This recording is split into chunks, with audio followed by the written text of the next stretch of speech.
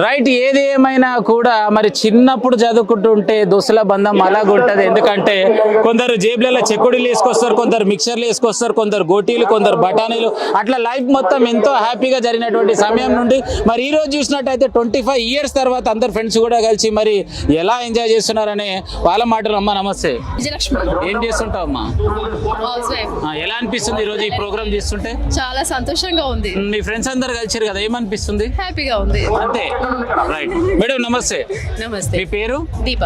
ఎలా ఉన్నారు మేడం? బాగానే ఉన్నా. So how you are feeling today? చాలా బాగుంది. చాలా బాగుంది. అసలు ఏమనిపిస్తుంది ఇన్ని రోజుల తర్వాత మీ ఫ్రెండ్స్ అందరినీ కలిస్తే?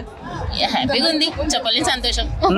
అది చెప్పలేము, అంతే ఫీల్ అవుతాం, అంతే ఫీల్ అవుతారు అంతే.